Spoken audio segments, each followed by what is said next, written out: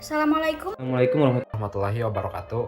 Saya Meisya Amelia Zahra. Saya Relingga Wijaksana. Saya Mira Desti Aulia. Saya Muhammad Torik Falih. Mas saya Dira Sitorsoba. Saya Runa Lawi. Saya akan menjelaskan terkait perjuangan kemerdekaan melibatkan banyak elemen masyarakat, termasuk gerakan buruh. Pada tanggal 15 September 1945, sekelompok gerakan buruh berkumpul di Jakarta untuk membahas peran buruh dalam perjuangan kemerdekaan dan menentukan dasar-dasar gerakan buruh. Dalam pertemuan tersebut, perwakilan gerakan buruh sepakat untuk membentuk organisasi yang mewakili seluruh serikat pekerja yang ada. Organisasi itu bernama Barisan Buruh Indonesia atau BBI. Pemilihan nama barisan harus ditempatkan dalam konteks zaman ini, yaitu ketika bangsa Indonesia terus berpartisipasi dalam perang kemerdekaan hingga tahun 1949. Dalam konferensi tersebut, BBI juga menuntut pengakuan organisasi dari Komite Nasional Indonesia. Karena kesulitan komunikasi dengan daerah lain, gerakan buruh mendirikan organisasi sendiri di luar Jawa. Misalnya di Sumatera ada Persatuan Pegawai Negeri Sipil Republik Indonesia atau PPNRI yang didirikan pada Oktober 1945. Pada saat yang sama, Komite Nasional Indonesia meminta perwakilan daerah untuk mendukung pembentukan serikat pekerja. Dalam adu fisik, para buruh bergabung dengan Laskar Buruh Indonesia atau LBI yang segera terbentuk di beberapa kota. Pada periode 1945 sampai 47, sejumlah serikat buruh kembali dibentuk seperti Serikat Buruh Gula, Serikat Buruh Kereta Api, Serikat Buruh Perkebunan Republik Indonesia, Serikat Buruh Kementerian Perburuhan, Serikat Buruh Daerah Otonom, Serikat Sekerja Kementerian Dalam Negeri, Serikat Buruh Kementerian Penerangan, dan sebagainya. Banyak di antara pemimpin serikat-serikat buruh ini menjadi tokoh gerakan buruh pada masa sebelumnya dan juga ikut dibuang oleh pemerintah Hindia Belanda. Dengan sekian banyak serikat buruh seperti ini, kembali muncul keperluan mendirikan sebuah federasi serikat buruh. Di antara ratusan serikat buruh itu dapat dilihat adanya 4 federasi serikat buruh yang cukup besar dan 3 federasi yang lebih kecil serta sejumlah organisasi lainnya yang juga mengklaim dirinya sebagai federasi. 4 federasi serikat buruh yang cukup besar yaitu SOBSI atau Sentral Organisasi Buruh Indonesia, KBSI atau Kongres Buruh Seluruh Indonesia, BII atau Serikat Buruh Islam Indonesia, dan KBKI atau Kesatuan Buruh Kerakyatan Indonesia. Federasi Serikat Buruh di Indonesia. Yang pertama ada Sentral Organisasi Buruh Indonesia atau SOBSI. Federasi ini dibentuk di tahun 1946 ketika Indonesia sedang berada dalam perang kemerdekaan. Federasi ini memiliki organisasi yang baik dan paling efisien dari segi administrasi. Federasi ini memiliki 2.661.970 anggota. Organisasi ini memiliki hubungan erat dengan Partai Komunis Indonesia atau PKI. SOBSI terdiri atas 39 serikat buruh nasional dan sekitar 800 serikat buruh lokal. SOBSI juga memiliki afiliasi dengan World Federation of Trade Unions atau WFTU. Yang kedua ada Kongres Buruh Seluruh Indonesia atau KBSI. Didirikan pada tanggal 12 Mei 1953, terdiri atas serikat-serikat buruh yang non-komunis. Jumlah anggotanya saat pembentukan mencapai 800.000 orang, tapi segera berkurang seiring dengan terjadinya perpecahan di tingkat kepemimpinannya. Serikat buruh yang menjadi pendukung federasi ini adalah Perbupri, PBKA, SKBM, SBP, SBKPM, OBPSI. Organisasi ini tak memiliki afiliasi dengan organisasi buruh internasional dan amat terbatas kegiatannya pada hal-hal yang berhubungan dengan keadilan sosial. Yang ketiga ada Serikat Buruh Islam Indonesia atau BII. Didirikan di bulan November 1948 oleh tokoh-tokoh partai Islam. Masyumi yang menyadari pentingnya gerakan organisasi buruh sebagai basis pendukung partai. Pada tahun 1956, anggotanya diklaim sebanyak 275.000 orang dari berbagai bidang pekerjaan.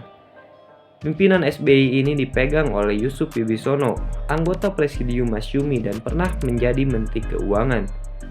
Sesuai dengan nama yang disandang, organisasi ini melandaskan gagasannya pada ajaran-ajaran Quran. SBII ini memiliki afiliasi dengan International Conference of Free Trade Unions atau ICFTU. Selain itu, SBII juga mengadakan kontak dengan gerakan buruh di negara-negara Islam. Yang keempat, Kesatuan Buruh Kerakyatan Indonesia atau KBKI. Didirikan pada tanggal 10 Desember 1952, organisasi ini semula bernama Konsentrasi Buruh Kerakyatan Indonesia dan memiliki hubungan dengan Partai Nasional Indonesia. Dalam salah satu pernyataannya tertulis bahwa organisasi ini bekerja bersama PNI dalam mencapai tujuan-tujuannya.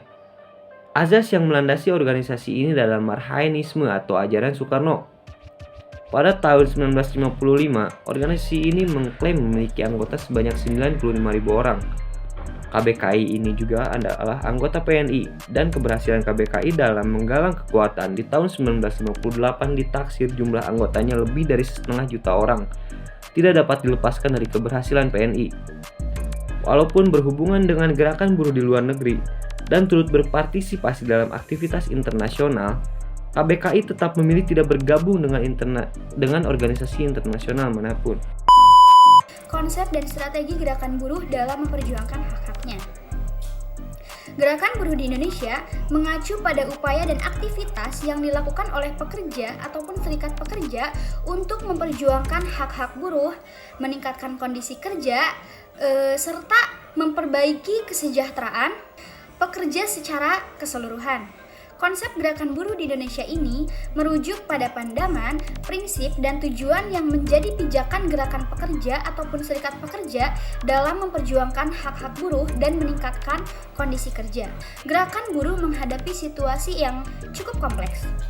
Pada masa tersebut, pemerintah cenderung mengendalikan dan membatasi peran serikat pekerja. Namun, gerakan buruh di Indonesia pada saat itu masih aktif memperjuangkan hak-hak pekerja dan meningkatkan kesejahteraan anggota serikat pekerja. Nah, ada pun beberapa konsep yang menjadi pijakan gerakan buruh di era Orde Lama. Yang pertama ada solidaritas kelas.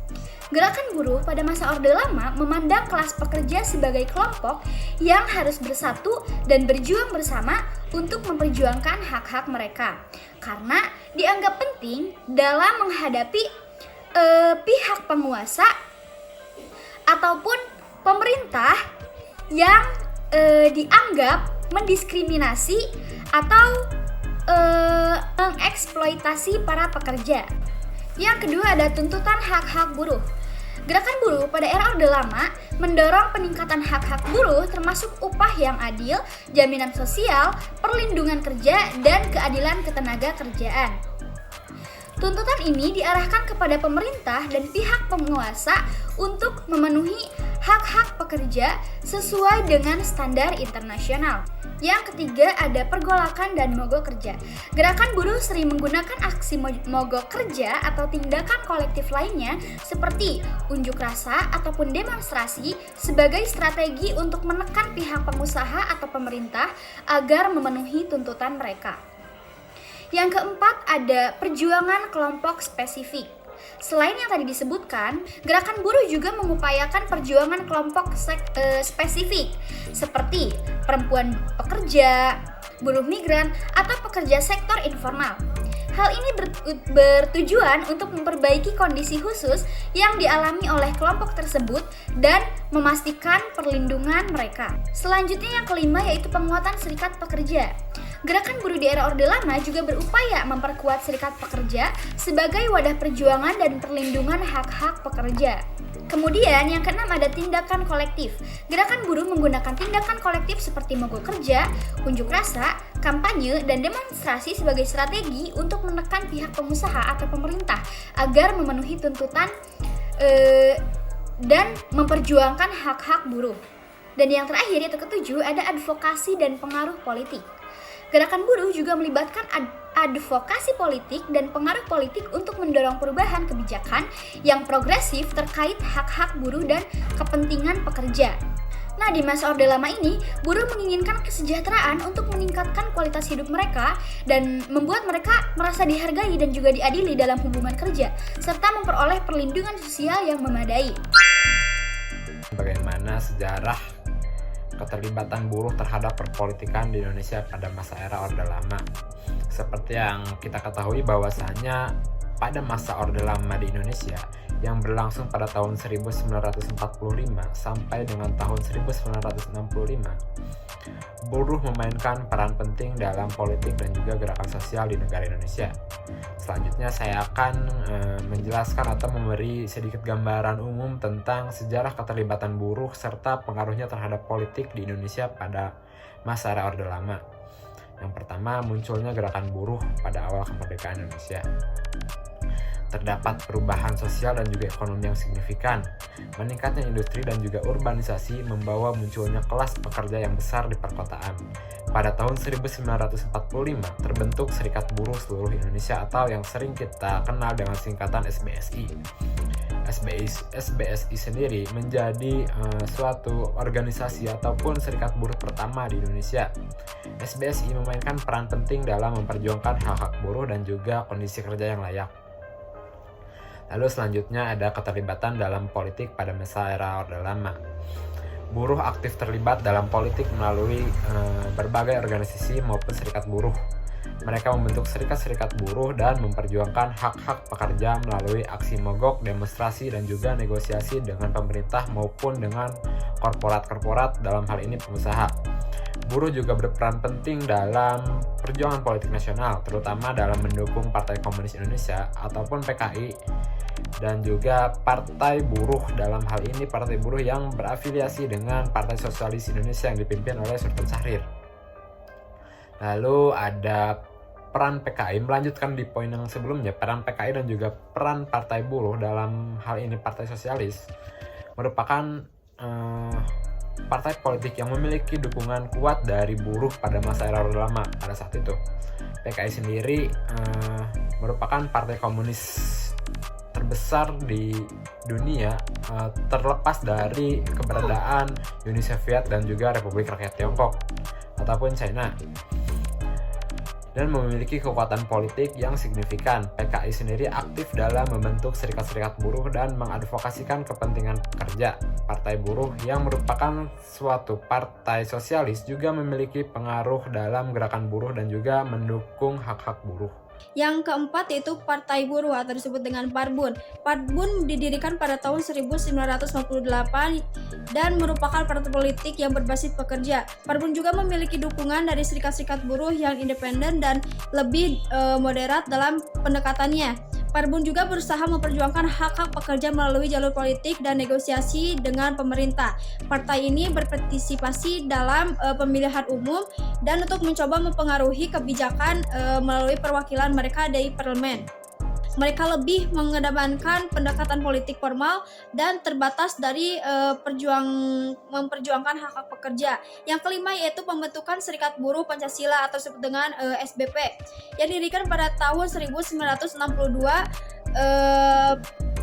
Pemerintah melihat SBP ini sebagai alat ukur untuk menggerakkan dan memobilisasikan suatu kegiatan buruh sesuai dengan kebijakan politik dan ekonomi negara. Dalam praktiknya, SBP ini berperan dalam mengkoordinasikan kegiatan serikat buruh, menyalurkan aspirasi pekerja, memfasilitasi dialog antara buruh dan pemerintah. SBP juga memiliki kebijakan dan tuntutan yang berkaitan dengan suatu kepentingan pekerja. Selain itu, keanggotaan dan pengaruh SBP ini terbatas pada beberapa sektor industri seperti serikat-serikat buruh lainnya yang lebih kritis terhadap pemerintah yang masih di luar SBP. Dan pada akhirnya, SBP merupakan produk dari politik Orde Lama. Yang keenam yaitu pembatasan terhadap gerakan buruh. Meskipun buruh memiliki peran penting dalam politik dan gerakan sosial, pada era Orde Lama di Indonesia gerakan buruh ini menghadapi banyak pembatasan-pembatasan dan tekanan dari pemerintah. Berikut contoh-contoh dari pembatasan yang terjadi. Yang pertama yaitu larangan terhadap serikat buruh independen. Pemerintah Orde Lama melarang serikat buruh yang tidak tergabung dalam Sentral Organisasi Buruh Seluruh Indonesia. Hal ini mengakibatkan serikat-serikat buruh ini kehilangan kebebasan untuk mengorganisir dan mengadvokasi kepentingan pekerja di luar kendali pemerintah. Yang kedua yaitu pembatasan kebebasan serikat. Pemerintah pada Orde Lama mengontrol kegiatan serikat buruh yang tergabung dalam SOBS ini. Kebebasan berserikat ini kebebasan berserikat dan organisasi untuk memperjuangkan hak-hak pekerja ini menjadi terbatasi. Yang ketiga yaitu penindasan terhadap aksi protes. Ketika buruh melakukan aksi protes atau mogok kerja, pemerintahan Orde Lama seringkali menindak tegas dengan menggunakan kekuatan militer dan polisi. Aparat keamanan melakukan penangkapan, penahanan, dan bahkan lebih parahnya menggunakan kekerasan fisik terhadap para aktivis buruh. Yang keempat yaitu pengawasan dan intervensi pemerintah. Pemerintahan Orde Lama melakukan pengawasan yang ketat terhadap aktivitas dan perkembangan di gerakan buruh. Yang kelima yaitu pembatasan kebebasan berpendapat. Selama di era Orde Lama, kebebasan berpendapat dan menyuarakan kepentingan buruh ini sangat terbatas. Pemerintahan pada Orde Lama ini mengendalikan media massa dan melakukan sensor terhadap berita atau laporan yang tidak sejalan dengan suatu kebijakan yang dilakukan oleh pemerintah. Di era Orde Lama, gerakan buruh menghadapi situasi yang cukup kompleks karena pemerintah cenderung mengendalikan dan membatasi peran serikat pekerja. Meskipun demikian, gerakan buruh masih aktif memperjuangkan hak-hak pekerja dan meningkatkan kesejahteraan anggota serikat pekerja. Mereka menggunakan strategi tindakan kolektif seperti mogok kerja, unjuk rasa, dan demonstrasi, serta advokasi politik untuk mencapai tujuan mereka. Perjuangan buruh di era Orde Lama mencakup tuntutan hak umum, perjuangan kelompok spesifik, penguatan serikat pekerja, dan pengaruh politik. Gerakan buruh berupaya untuk memperbaiki situasi kerja, memperjuangkan upah yang adil, perlindungan sosial, keadilan ketenagakerjaan, dan kesejahteraan pekerja secara keseluruhan.